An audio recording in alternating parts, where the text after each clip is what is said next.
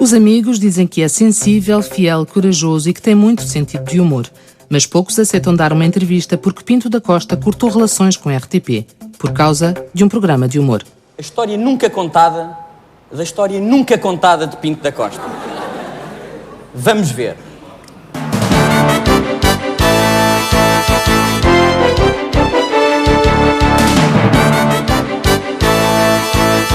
Jorge Nuno Pinto da Costa. É este o nome que revolucionou o futebol português. O presidente não gostou e o clube também cortou relações. Eu tenho contrato, com a devida autorização, tenho todo o gosto em colaborar, mas tem que ter autorização do clube, mas tenho todo o gosto. O clube não autoriza quadros como Vítor Bahia, Reinaldo Teles, Hernani Gonçalves não falam. Amigos como Fernando Povas e Pôncio Monteiro também não.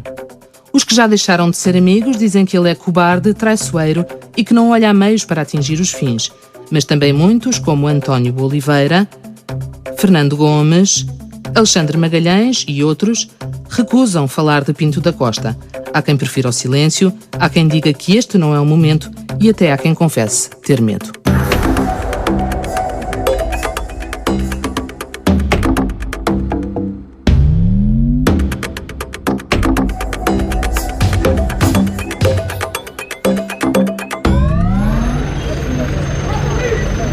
Corre o ano de 1980 e as câmaras da RTP registram para a posteridade um acontecimento inaudito. Na final da Taça de Portugal, adeptos do Benfica e Sporting torcem juntos pelos encarnados. Ou melhor, contra o adversário do Benfica neste dia, o Futebol Clube do Porto. Jorge Nuno Pinto da Costa dirige o departamento de futebol e Pedroto é o treinador. Em 3 épocas, a dupla vencera 2 campeonatos. Mas, neste dia, Pinto da Costa está prestes a deixar o clube. No início do ano, anunciara que saía da direção e, apesar do então presidente Américo de Sá ter insistido que ficasse, Pinto da Costa recusou. Só quando o outro foi convidado para o seu cargo é que quis ficar. Era tarde demais. A final do Jamor é tensa. A época fora marcada por um clima de guerrilha. No relvado joga-se jogo duro, dos 2 lados. César marca o único golo da tarde, o Benfica leva a taça e o Futebol Clube do Porto as mágoas da derrota. No fim do jogo, Américo de Sá permanece no estádio com os dirigentes do Benfica. Lá fora, a sua equipa é insultada e agredida. Em comunicado, Pedroto e restantes técnicos dizem que Américo de Sá é um traidor. Vende a Lisboa o Futebol Clube do Porto. Os jogadores solidarizam-se incondicionalmente com Pinto da Costa e falam em rescisão coletiva. Pedroto é suspenso e deixa o clube. A equipa entra de férias e no regresso para a nova época 14 jogadores recusam trabalhar com o novo técnico. Vão treinar para Santa Cruz do Bispo e instalam-se na estalagem de Santo André, na Póvoa.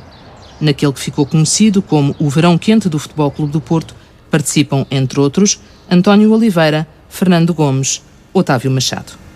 O Verão Quente foi algo extraordinário. Nenhum outro grupo de trabalho seria possível fazer ou tomar uma posição daquelas. Uma posição forte, de unidade, de coesão, mas isso era aquilo que nós fazíamos todos os dias. Os dissidentes emitem comunicados contra a permanência de Américo de Sá à frente do clube. Pinto da Costa acusa o presidente, então deputado do CDS, de se condicionar ao poder de Lisboa e diz que ele quer fazer do clube uma quinta do CDS e das suas ambições políticas e pessoais. Américo de Sá diz que Pinto da Costa quis ser o dono do clube. Acusa-o e a Pedroto de vaidades, orgulhos e ambições de poder e de recorrerem ao insulto contra dirigentes, clubes e árbitros, criando um clima de guerra que prejudica o Porto. Na estalagem dos dissidentes, muita gente vai e vem. Oscar Cruz, mais tarde dirigente portista, também por aqui passou. Olha, o meu papel nessa altura foi ir junto dos jogadores, estar com eles e contribuir financeiramente como os outros o fizeram. O senhor entrou, enfim, participou e financiou essa greve. Essa greve, exatamente. Dos jogadores, na circunstância de amigo, de apoiante do Sr. Pinto da Costa. Exato, de amigo e de apoiante do Sr. Pinto da Costa, só. Então quer dizer que ele esteve por trás dessa greve? Ele esteve por trás e por a frente, esteve em todos os lados. Ao fim de quase 3 semanas, os dissidentes regressam aos treinos e a paz volta às antas, por uns tempos. Muita água a decorrer entretanto, mas a linguagem, os métodos e a estratégia de guerrilha permanecem a imagem de marca de Pinto da Costa. Aí está Pinto da Costa em primeiro plano na câmara da TV2. A 1 de março de 1994, o país que anda distraído do poder do futebol acorda para a realidade. Jorge Nuno Pinto da Costa, presidente do Futebol Clube do Porto há 12 anos, desafia o Estado. Motivo, uma repartição de finanças do Porto emitir um auto de penhora do Estádio das Antas. Numa peculiar conferência de imprensa convocada para um pavilhão cheio de adeptos, Pinto da Costa dramatiza. Peço-vos a maior serenidade, porque acabo de ser avisado de que vem a caminho do pavilhão do Futebol Clube do Porto a GNR com o pretexto de que estará aqui uma bomba. Se estiver aqui uma bomba, eu espero que ela exploda. Pinto da Costa ameaça. Enquanto existir esta penhora, o Futebol Clube do Porto não se sentará com ninguém, não dialogará a dívida, nem pagará o tostão dela. Pinto da Costa invoca os deficientes. E a vós que aqui estáis a representar essa secção e aos vossos responsáveis eu quero aqui dizer: penhorem tudo, os deficientes terão sempre o apoio do Futebol Clube do Porto. E Pinto da Costa recorre abundantemente a um dos seus temas preferidos. O que se pretende atingir é se calhar um dos últimos baluartes do norte do país. É se calhar um dos últimos que se nega a agregar a cerviz ao poder do centralismo cada vez maior.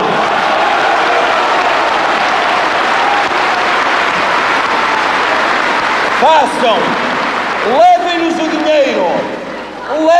dinheiro, façam-nos a Expo 98 e falem de São Já de 99 e a de 1000. Façam-nas todas. Mas há uma coisa que daqui nunca levarão, do norte nunca levarão, da cidade do Porto nunca levarão, do Futebol Clube do Porto jamais levarão. É dignidade. A vitimização do Porto e do seu maior clube face a Lisboa fez sempre parte do discurso de Pinto da Costa. O seu mentor terá sido José Maria Pedroto. O Sr. José Maria Pedroto, nesse aspecto tinha um discurso muito incisivo no sentido de um país centralista e que, de certa forma, não tinha na devida consideração e na devida importância agentes do Norte. Essa estratégia é muito curiosa, porquê?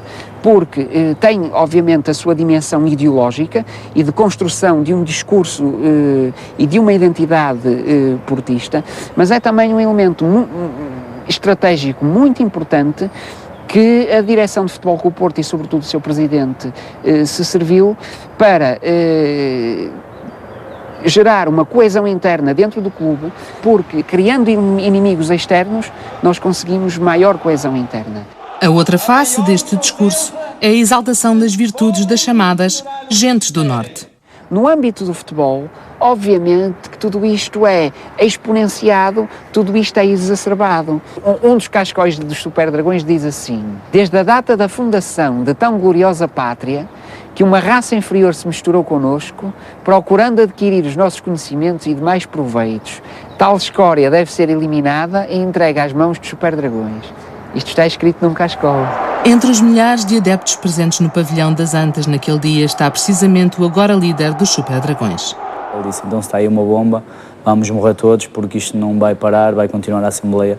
Acho que isso foi um dos momentos marcantes, não só para mim, mas também para o clube, para toda a gente perceber que não iam denegrir a imagem do Porto, nem iam diminuir o Porto. Cavaco Silva é na altura chefe do governo e Eduardo Catroga ministro das Finanças. Decorriam negociações com os clubes de futebol que deviam ao Fisco e à Segurança Social cerca de 11 milhões de contos. 3 meses antes da célebre conferência de imprensa, as finanças tinham pedido ao Porto que apresentasse bens à penhora, como garantia do pagamento da dívida. O próprio clube entregara 2 cadernetas perdiais. Naturalmente, então fomos nós que demos os elementos. Deram o estádio das Antas para a penhora? O estádio e a retrete. Eram 2 artigos diferentes. Mas então, quem é que no Futebol Clube do Porto deu o estádio como para a penhora? Quem? Os serviços. Os serviços. Objetivamente fui eu. Então, porquê é que o presidente do Futebol Clube do Porto veio mostrar tanta... Porque é inteligente. Porque se aproveitou exclusivamente dessa situação. Ou que pensa que os atos políticos as pessoas não têm conhecimento. Se calhar nós é que pensamos que eles não têm conhecimento. Nós é que pensamos muitas vezes que as pessoas se vêm fazer muito surpreendidas. Eu não sabia disto. Estou perfeitamente indignado.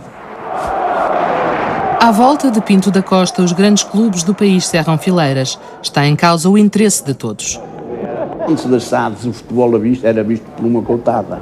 Ninguém se metia com o futebol. Tinha-se lá as inspeções das finanças, etc e tal, mas aquilo iam lá ver e andavam e passavam e iam embora. À vidinha deles estava tudo bem. Pronto. Pinto da Costa diz que não volta às negociações enquanto a penhora não for levantada, mas encarrega Valentim Loureiro de negociar uma garantia bancária em nome do clube. O Major apresenta uma garantia do crédito predial português, pertencente então ao Grupo Tota, presidido por Alípio Dias, na altura deputado do PSD e agora presidente do Conselho Superior da SAD Portista. A penhora das Antas é levantada.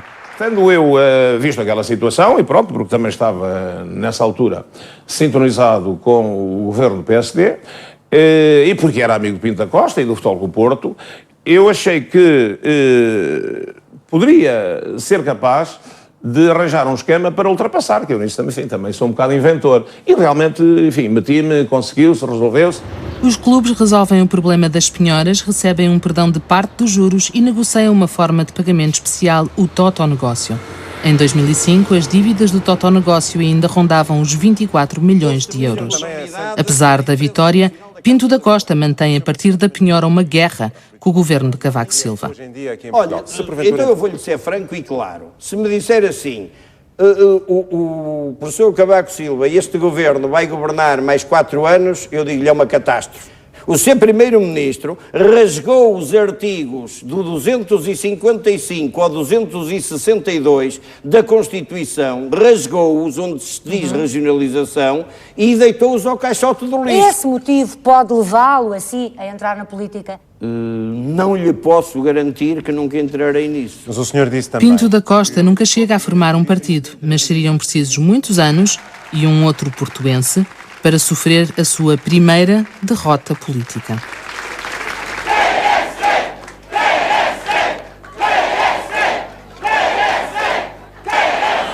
Pouco tempo depois da penhora, arrebenta o caso Guímaro, ou dos Quinhentinhos.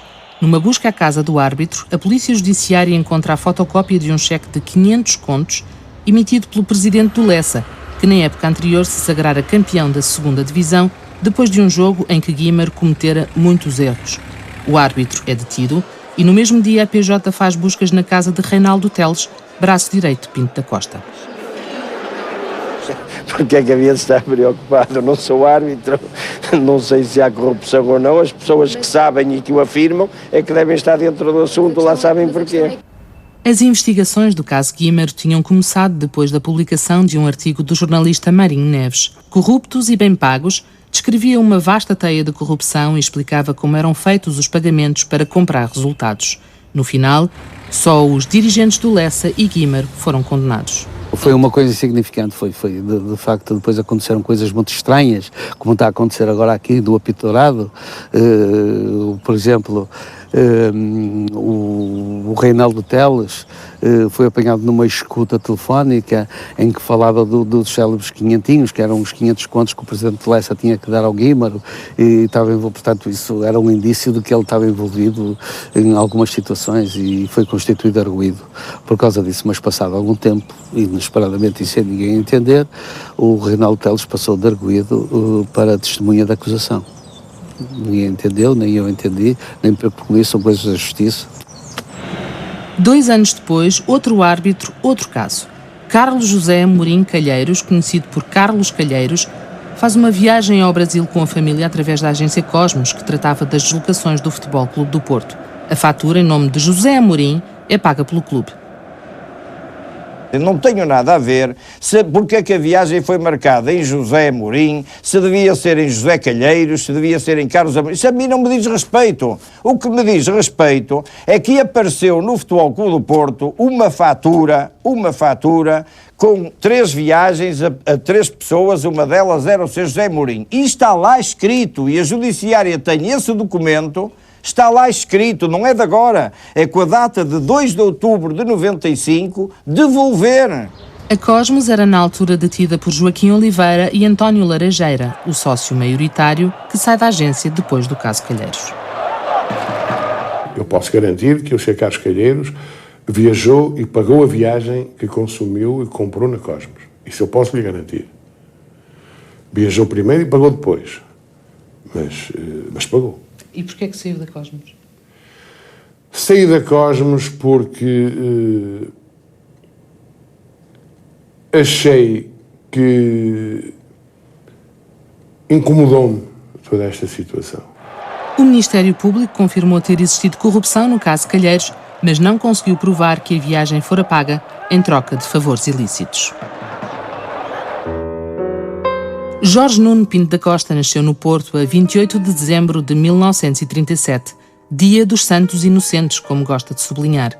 Bisneto de um conhecido mecenas do Porto e dono do Teatro São João, Honório de Lima, Pinto da Costa pertence a uma família da alta burguesia, aquela que se passeia docemente pela Avenida dos Aliados, tão perto e tão longe do Porto Popular e Operário, que Manuel de Oliveira filmou em Douro, Faina Fluvial, de 1931.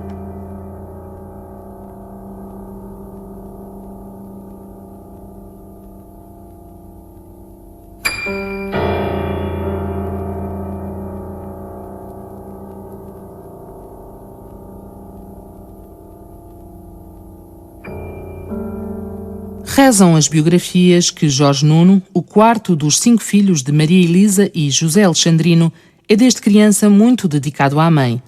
Depois da primária no Porto, vai como interno para o Colégio Nuno Álvares, dos Jesuítas, em Santo Tirso. O Colégio das Caldinhas, como era conhecido, mudou muito desde esse tempo, mas ainda há quem se lembre do rapaz.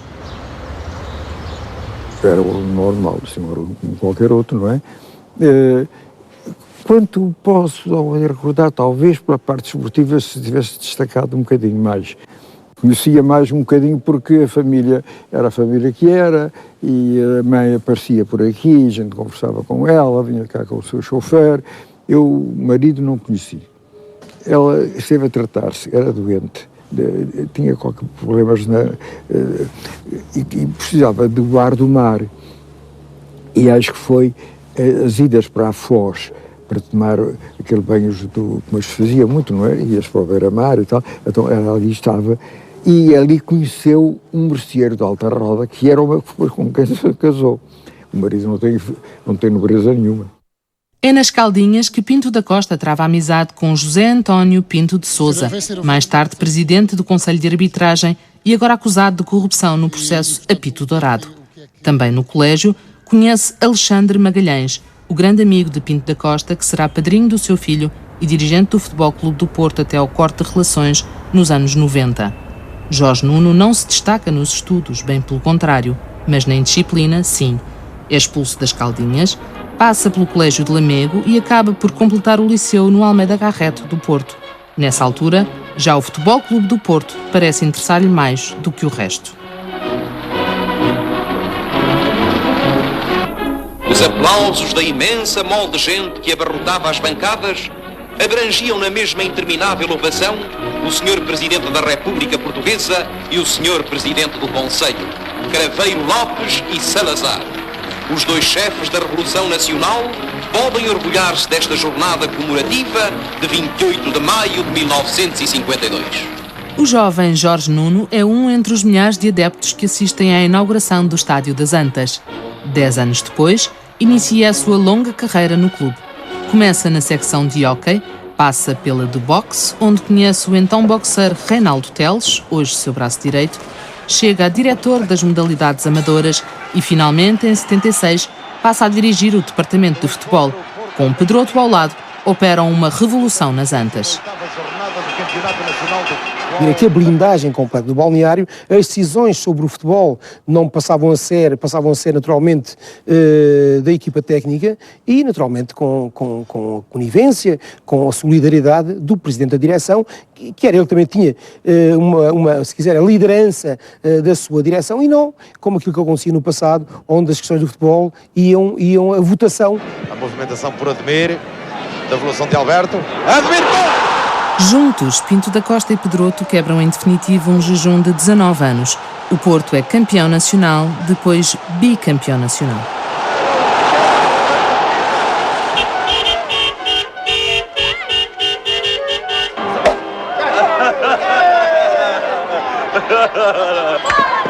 Com o verão quente, a dupla sai, mas logo no ano seguinte começa a preparar-se a candidatura de Pinto da Costa à presidência. Há quem garanta que ele sempre quis o lugar, mas a versão oficial dos acontecimentos é outra. Ele estava a pensar, era arranjar um presidente, e para isso foi ter com o Neca Couto, que era um portista, e o Neca Couto disse-lhe a ele: Jorge, o Porto não precisa de mim, o Porto precisa do meu dinheiro e precisa de ti a presidente.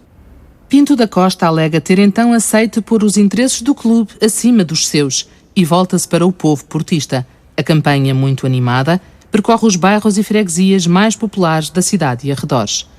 As finanças do clube estão um caos, mas com Pinto da Costa na presidência e Pedroto como treinador, os troféus começam a chegar. Em 1984, a equipa vai à primeira final europeia com a Juventus. Marca, mas perde. 3 anos depois, volta a uma final. O adversário é o Bayern de Munique. Eu estive em Viena na semana que antecedeu a vitória na Taça dos Campeões. Estive em Viena na qualidade de representante do Futebol Clube Porto para a área da segurança. A imagem que eu tinha era que nós éramos uns coitadinhos, nós tínhamos ido lá, sabe, quando se faz um grande concerto de uma grande banda, que depois há sempre aquela banda que vem animar a primeira meia hora, enquanto os outros aquecem lá fora, para pôr o povo contente, para pôr um bocado aos saltos, e depois começa tudo a assobiar, porque querem ouvir a banda, a grande banda não vieram, ninguém foi lá para ouvir a pequena banda, e nós éramos uma pequena banda que lá estava, porque aquele jogo precisava de 2 bandas, pronto, e tínhamos calhado nós, pronto, é vida. Eles chegaram-nos a perguntar: o que é que vocês estão cá a fazer?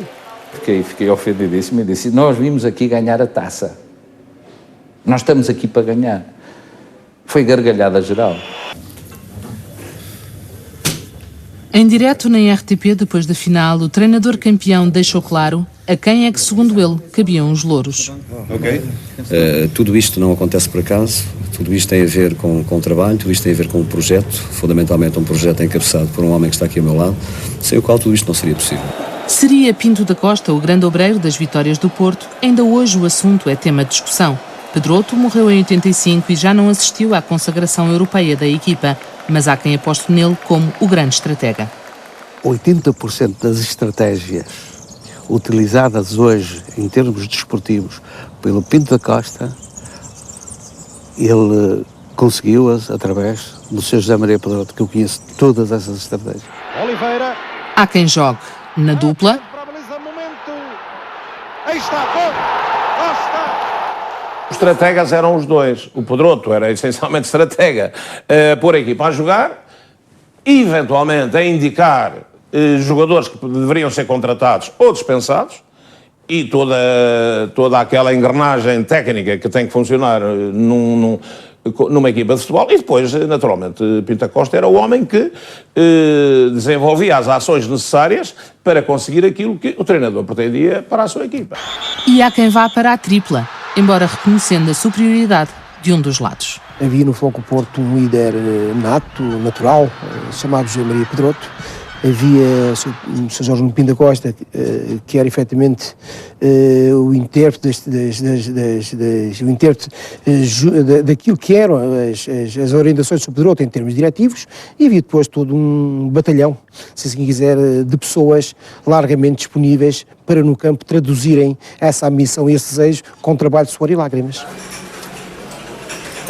No Café Orfeu, à Boa Vista, o futebol ainda anda de mesa em mesa. No tempo de Pedroto, juntava-se aqui à volta dele uma tertúlia de que faziam parte Pinto da Costa, o seu amigo Pinto de Sousa e Valentim Loureiro, entre outros dirigentes, técnicos e jornalistas ligados ao futebol. Pedroto definia táticas e estratégias que Pinto da Costa usou com sucesso. O senhor vai ao restaurante 2 anos com 2 anos é verde.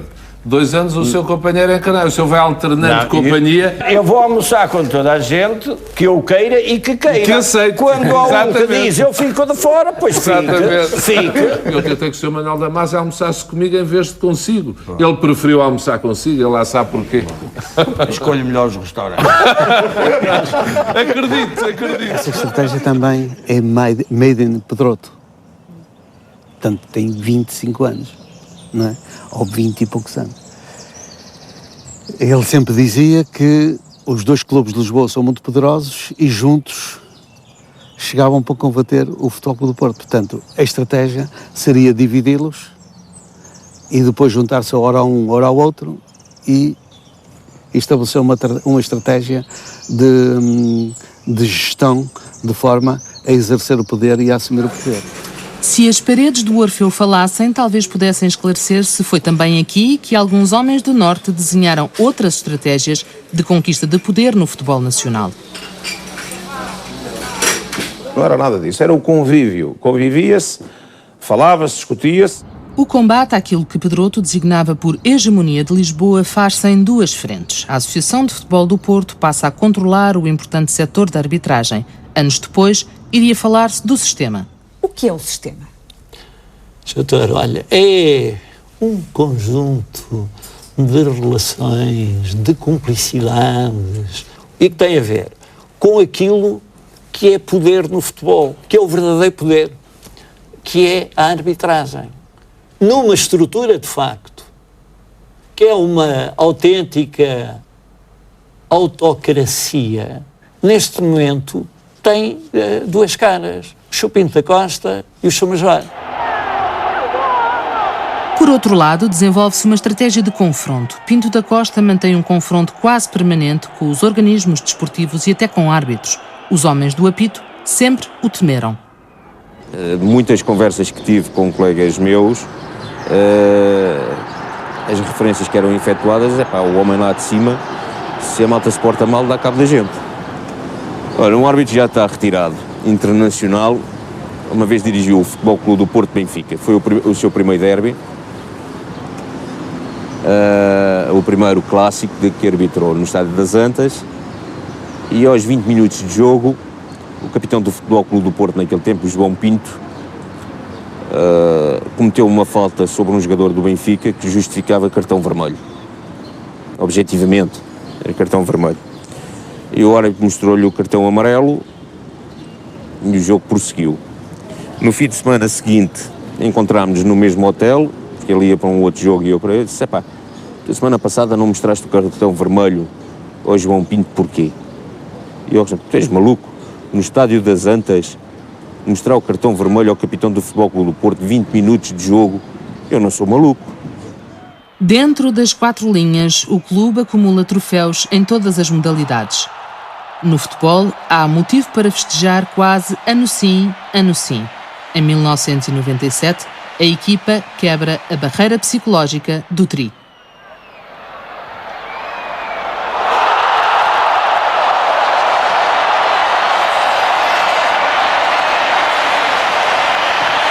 O Tri era algo que estava atravessado. Há uns anos atrás o Porto perdeu, salvo erro, na última jornada, a possibilidade de conquistar o Tri, e os adeptos, quando nesse ano, foi um ano simplesmente inesquecível.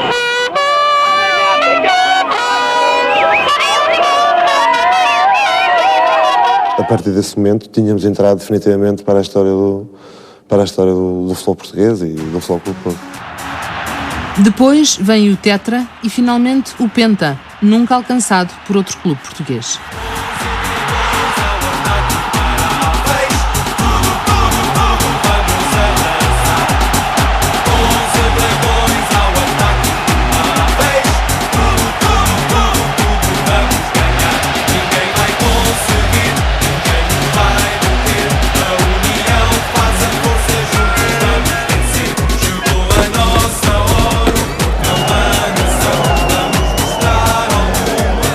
Líder incontestado do Futebol Clube do Porto, Pinto da Costa entra no século XXI como um dos homens mais poderosos do país. Por modéstia, dizem uns, ou estratégia, afirmam outros, prefere não se assumir como homem de poder. Foi o futebol que lhe deu a força para o senhor poder condicionar o poder? Não sei o que quer dizer com isso. Vem por aqui, dizem-me alguns com olhos doces, tentando que eu os ouvisse. Quando me dizem vem por aqui, eu olho-os com olhos laços. Há nos meus olhos ironias e cansaços e cruzo os braços e não vou por aí.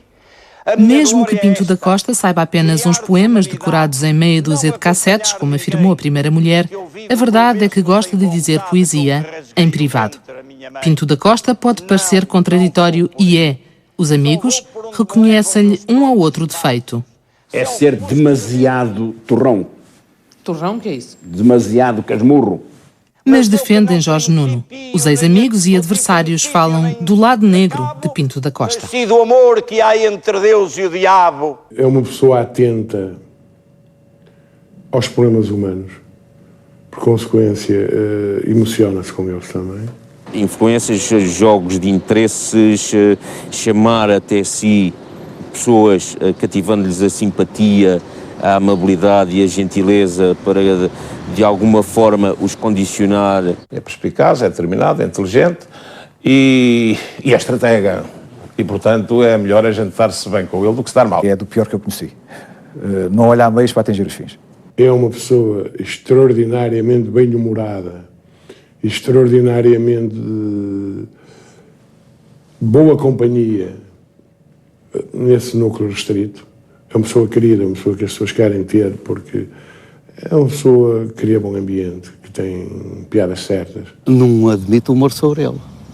Não admite que se brinque com ele. Corajoso. Isso aí.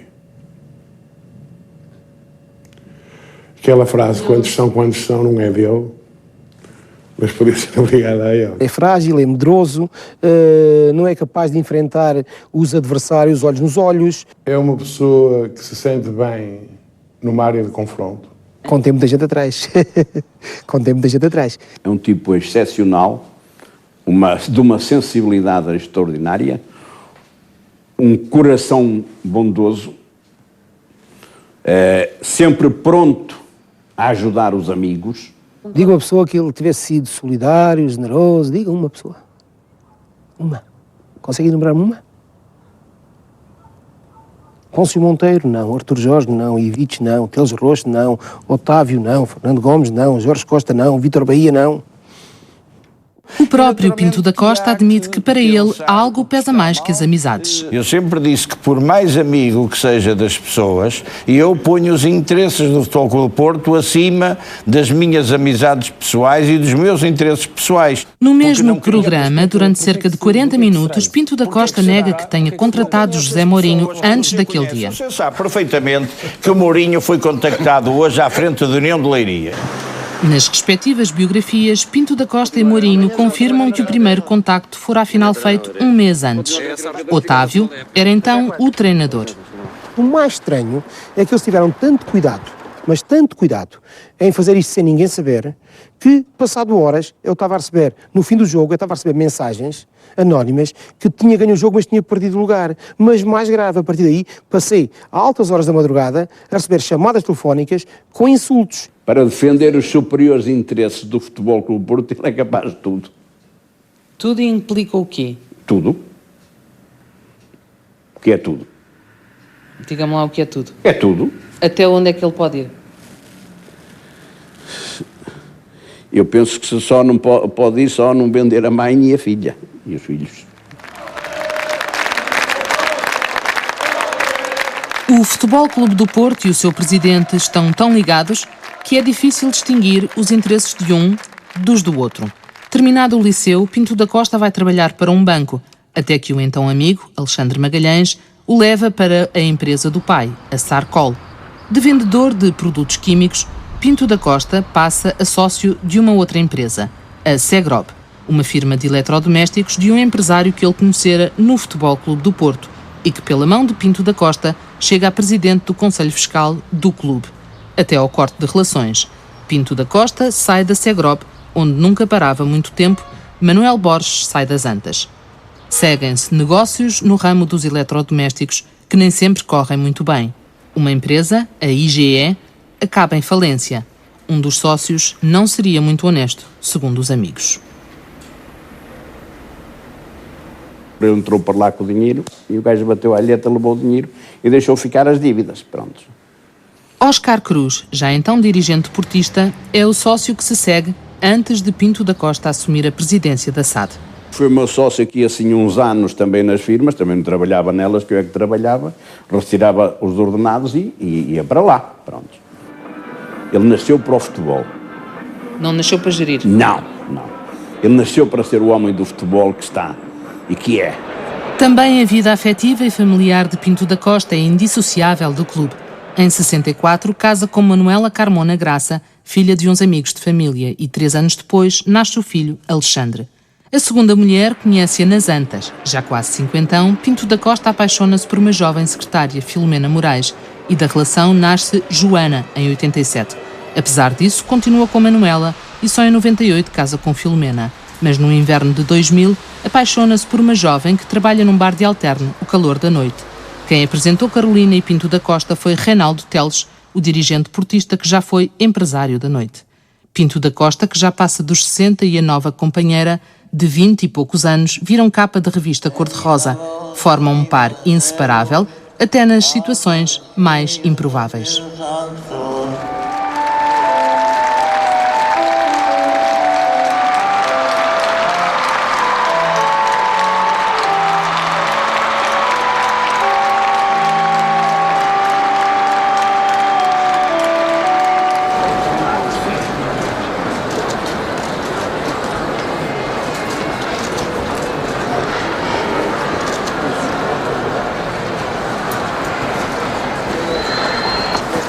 Excuse me.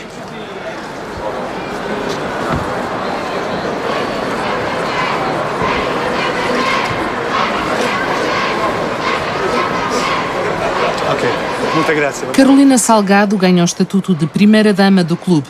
Há quem lhe chame a Evita do Porto, talvez por causa de uma célebre deslocação da equipa à Luz, à frente dos Super Dragões. Se calhar o Sr. Pinto da Costa envolve-se demasiado em situações que conhece e que lhe tocam no coração e depois, naturalmente, é apunhalado exatamente por essa sua maneira de ser. Isso, enfim. Está a falar da Carolina? Não falo de Carolinas. Estou a falar de coisas que lhe têm acontecido e que são o resultado de ele se ter dedicado a quem naturalmente lhe deveria merecer mais algumas reservas. Vamos lá ver. Eu penso que na parte sentimental o Sr. Pinto da Costa, pronto, não é tão bom como no futebol.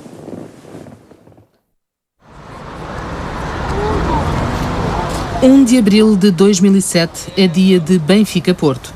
Para os adeptos portistas, o jogo do ano. Junto ao Estádio do Dragão, o líder da claque distribui os bilhetes. Segundo Fernando Madureira, a venda de bilhetes e o merchandising são as principais formas de financiamento da claque. Para ambas, é precisa a colaboração do Futebol Clube do Porto. Apenas uma minoria dos membros da claque será violenta, mas o certo é que áreas de serviço foram vandalizadas e assaltadas nestas viagens para Lisboa. Não consigo controlar, largo tudo para te ver, onde vou jogar. Desde que aconteceram os incidentes, a caravana dos Super Dragões passou a ter escolta policial. Em Lisboa, está montada uma operação de alta segurança.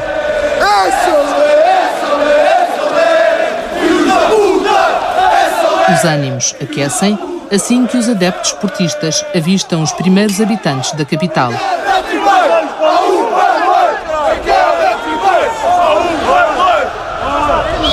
E sobem de tom à medida que a paisagem vai ficando mais vermelha. No estádio, os adeptos do Porto são recebidos à pedrada. Durante o jogo, a claque azul e branca lança petardos e cadeiras a feridos. O problema da violência arrasta-se há anos e não é exclusivo dos Super Dragões. há um laxismo, uma omissão que chega, claramente, a ser encarada como cumplicidade, desde logo pelo Estado, ao nível dos poderes públicos, incluindo os governos sucessivos e a administração pública, e depois pelos órgãos reguladores da modalidade em causa, Federação e Liga, e finalmente pelos clubes. Sendo certo que isto cobre, para não ir mais longe, os 3 grandes clubes de futebol e cobre todas as claques envolvidas com esses clubes.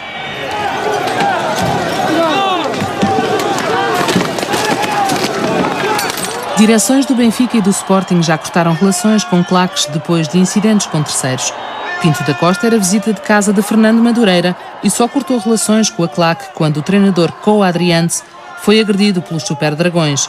Há quem lhe chame o exército de Pinto da Costa. Chamei o exército porque encaro, na maior parte das vezes, a postura das claques como algo que é manobrável, controlável e utilizável de acordo com os interesses dos clubes.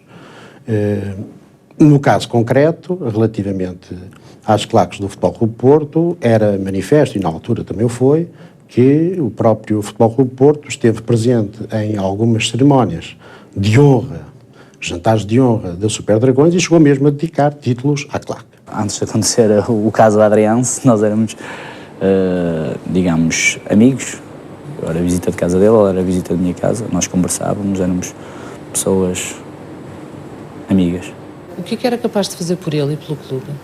Matar ou morrer no sentido figurado. Bem real era a presença da claque à porta do Tribunal de Gondomar quando Pinto da Costa ali foi prestar declarações no âmbito do processo Apito Dourado. Deixa passar, por favor. Se o atacarem a ele, estão a denegrir a imagem do clube e nós fomos lá só como uma demonstração de solidariedade e de apoio para com ele. Não foi uma demonstração de força? Nem. Não. Chegou a dizer-se que a vossa intenção, se ele ficasse preso, era entrarem no tribunal e arrasarem aquilo. Não, isso, nós não estamos no Brasil nem na Argentina, pelo amor de Deus. Isto é um Estado democrático, isso era uma coisa impensável. Coisas impensáveis aconteceram já. Um Porto Benfica em 91 ficou célebre. Não conseguimos entrar na cabine porque a cabine tinha um cheiro de tal maneira agressivo e intoxicante que não era possível estar dentro da cabine. Tivemos que nos equipar num corredor dos balneários. Depois, no intervalo, naquele túnel do inferno, como eu lhe chamei, porque não foi só naquele jogo, em muitos outros jogos eu sentia pressão verbal, não é? Com empurrões e tudo isso, frequente. Da parte de quem? Da parte do staff ligado ao Futebol Clube Porto. Na véspera do jogo, circulara no Porto um rumor, que veio a revelar-se falso, de que o árbitro da partida tinha viajado com a equipa de Lisboa.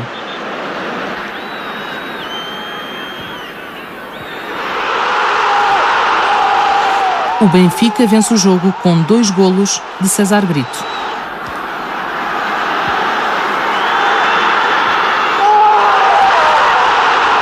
O árbitro não é poupado.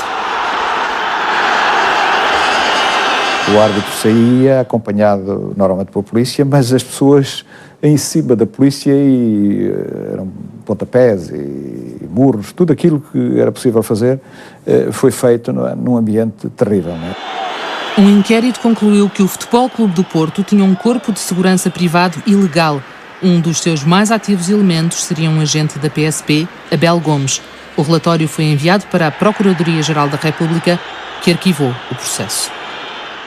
Também os profissionais de informação são alvo frequente da fúria de adeptos. Autor do gol do Famalicão, ponto final nesta transmissão. Paulo Martins, e este será mesmo... Uma agressão aconteceu em direto na RTP no fim do jogo Porto-Famalicão, em 93.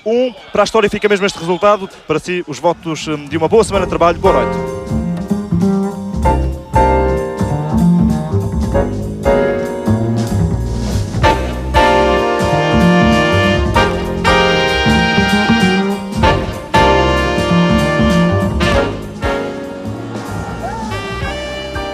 Mais de uma dezena de jornalistas foram intimidados ou até agredidos quando cobriam acontecimentos relacionados com o Futebol Clube do Porto. Os poucos que apresentaram queixa, como Marinho Neves, viram os seus processos arquivados.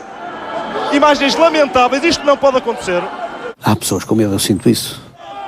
As agressões a jornalistas sempre foram desvalorizadas por Pinto da Costa ou até motivo de chacota.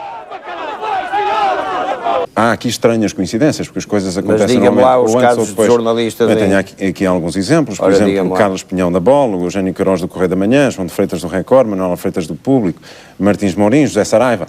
Enfim. Olha, o senhor está-me a dar uma boa ideia, eu vou montar um hospital lá nas Antas, porque com tantos feridos, isso é capaz de ser um bom negócio.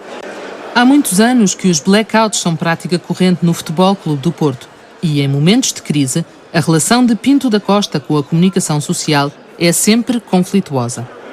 Não vou maçar-vos muito tempo, até porque vocês sabem que temos connosco a comunicação social que esvoaça como abutre sobre tudo o que possa sair da boca do Futebol Clube do Porto.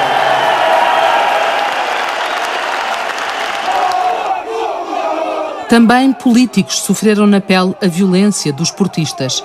Em março de 2002, Rui Rio precisa de escolta policial para sair da Câmara do Porto, cercada por adeptos vindos de uma manifestação contra a suspensão das obras do estádio. Mais tarde, Pacheco Pereira é vítima de uma tentativa de agressão. É na altura em que há a célebre manifestação que é convocada pelos Super Dragões diante da Câmara, que aliás foi também apoiada pelo Partido Socialista, e portanto aquilo criou um ambiente de grande tensão. Só houve 2 pessoas que foram visitar a Câmara, que fui eu e o Miguel Veiga. Eu faço umas declarações à saída da Câmara de que deve existir registro, pronunciando-me sobre a manifestação, porque a manifestação de que se esperava ser gigantesca, de facto, era muito mais pequena. Quando eu digo isto, que a manifestação era muito mais pequena, aquilo criou, de facto, um clima de insultos e de violência. E quando à noite eu chego ao hotel, comecei a ser insultado. Eu, enfim, não liguei muito, entro no hotel e vem atrás de mim 3 ou 4 energúmenos, um dos quais à frente para me baterem, um dos quais um tipo vestido, parecia o Eminem, com aquelas coisas e tal.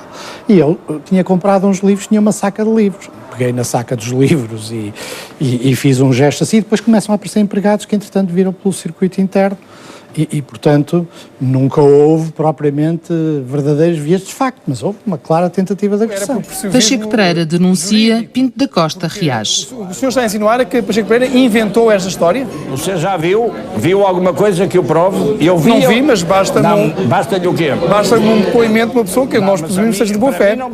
A mim não basta. Eu vi foi o doutor Pacheco Pereira às portas da Câmara, cá fora, na rua, tranquilamente, sem sequer lhe ligarem absolutamente nada, falar o tempo que quis, a dizer coisas sem nexo.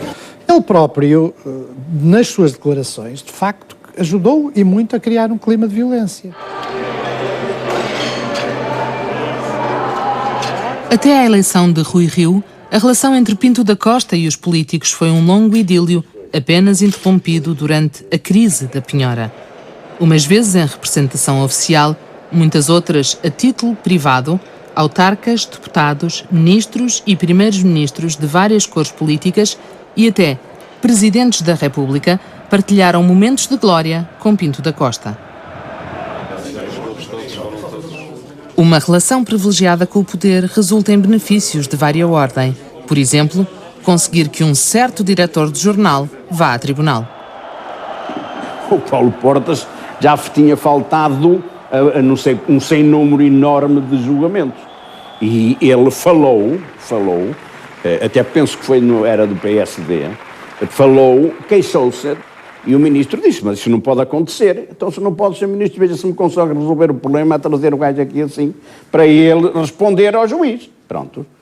E foi quando, naturalmente, o ministro terá dado instruções a quem de direito para o juiz mandou, a polícia daqui foi lá buscá-lo. Às 6 da manhã, às 9h30, estava ele a entrar aqui no tribunal na Rua do Bolhão. A relação do Sr. Pinto da Costa com o poder político no Porto era uma relação, de facto, de mando, de autoridade, e que eu sempre achei ilegítima. E, como se sabe, tinha componentes políticas, mas teve componentes de favores mútuos, aqueles favores mútuos que o futebol dava. Quando Rui Rio é eleito, está a ser construído um novo estádio. Rio levanta a suspeita de um alegado favorecimento do anterior executivo camarário ao Futebol Clube do Porto, que graças a uma permuta com a autarquia, ficara com terrenos para habitação, comércio e escritórios. O processo corre ainda hoje em tribunal. Mas a polémica com Pinto da Costa começa quando Rio recusa aprovar o plano pormenor das Antas sem um acordo com a Associação de Comerciantes do Porto, que contestaram o plano. Pinto da Costa manda suspender as obras. O único rio que nós respeitamos é o Rio Douro. Os outros não conseguem alagar-nos, nem a conseguem sequer molhar-nos os pés. Eu não vou aceitar que haja atitudes de arrogância e de prepotência. Isso eu não aceito. Os tempos mudaram. Eu disse isto durante a campanha eleitoral. Quem foi democraticamente eleito fui eu e foram os restantes membros do Executivo. É o poder político que tem de decidir e que tem de se impor. Quando o novo Estádio do Dragão é inaugurado, Pinto da Costa não convida o Presidente da Câmara do Porto. Depois, ameaça. Ao Sr. Rui Rio, Presidente da Câmara Municipal do Porto, enfrentarei eu na próxima luta eleitoral para as autárquicas do Porto. 3 anos depois da polémica com Rio, Pinto da Costa entra na campanha eleitoral ao lado do candidato do PS, Francisco Assis. Rui Rio é reeleito. No auge do romance com Carolina, Pinto da Costa atravessa uma nova era dourada. Depois de uma série de desaires, o Futebol Clube do Porto contrata Mourinho e, em 2 épocas, os Dragões ganham tudo o que havia para ganhar. Basta ver o que era o Porto antes da era Pinto da Costa e, neste momento, o que é o Porto. E, sem dúvida alguma, que ele é o grande responsável, foi o grande responsável, na altura, por essa mudança. E hoje em dia é muito mais fácil para os treinadores e os jogadores chegarem ao Porto e terem sucesso, porque o grande trabalho, o trabalho mais difícil, foi ele que o fez há 20 e tal anos atrás. Mas 2004 é também o ano do apito dourado.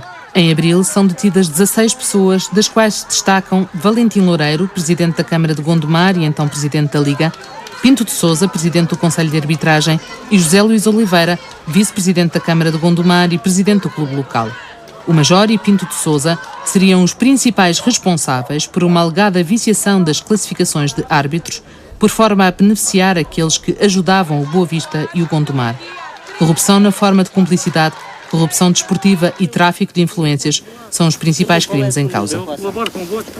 Eu acho que nesta fase o pagamento do árbitros já está um bocado ultrapassado. Eles agora funcionam mais através de classificações, porque querem subir, porque quanto mais subirem mais ganham, querem ser internacionais, que depois ainda ganham muito mais.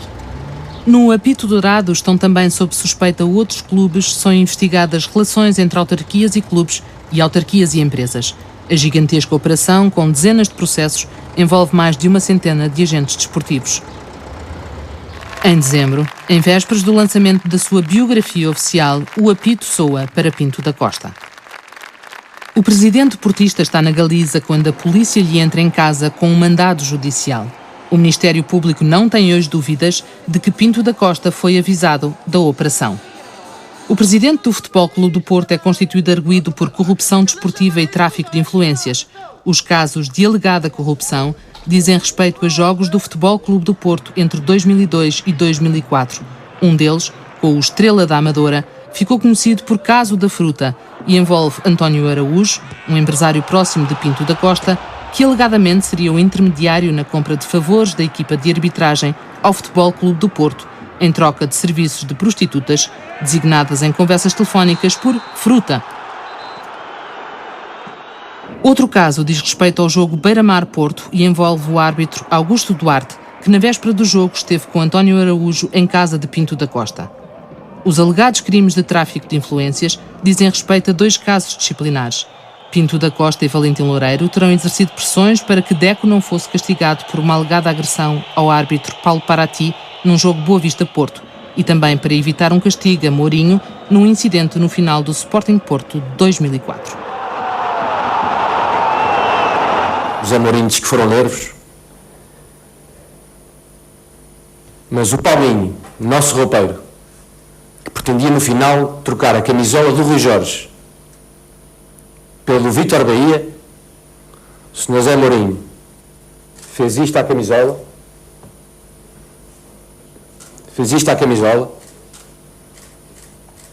e disse que gostava que o Rui Jorge morresse em campo. No tribunal, Pinto da Costa apresenta a sua versão dos acontecimentos, negando quaisquer irregularidades.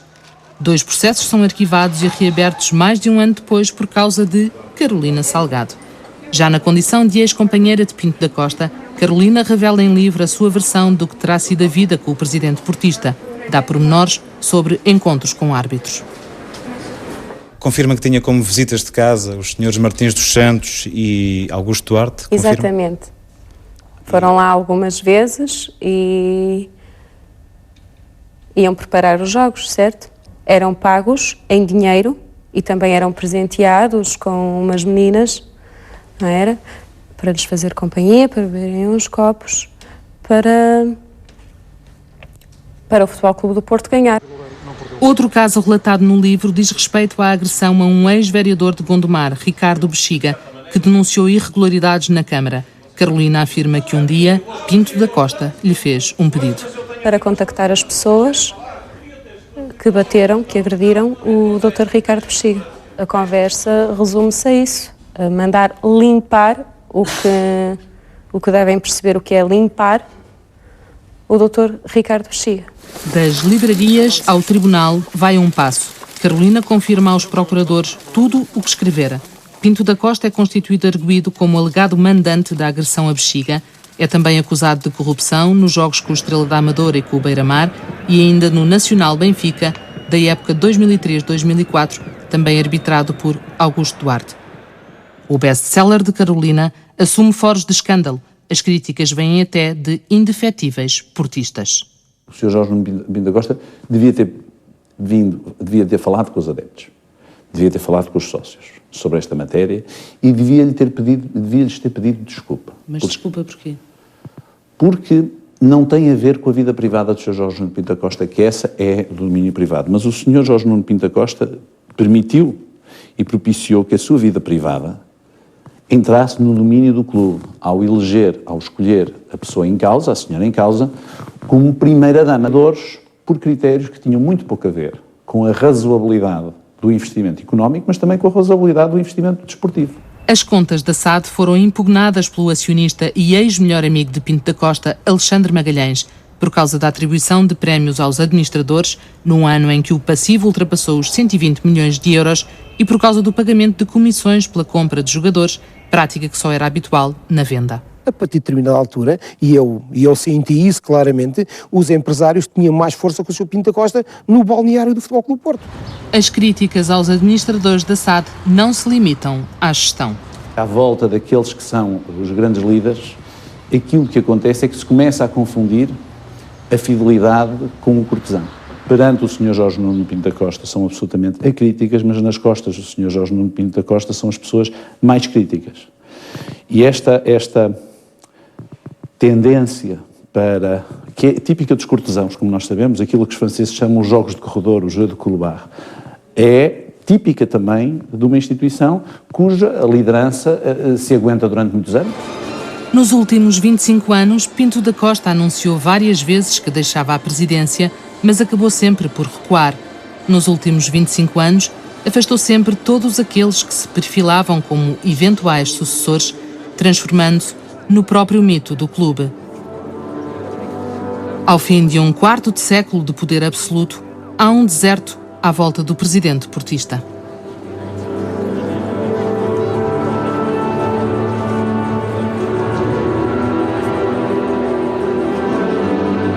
Aquele passeio da fama que o Futebol Clube do Porto tem, faltam lá alguns nomes, claramente. Mas quem é que é responsável por isso?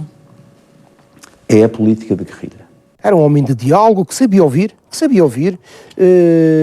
Depois, não sei porquê, quiseram nomear Papa, mas quando ele teve a missão de ser Deus, naturalmente que estragou tudo aquilo que tinha feito. Há 40 e tal anos que está ligado àquilo, já está de tal maneira metido no corpo e na carne e na cabeça, em todos os sítios, que ele já não vai viver sem aquilo.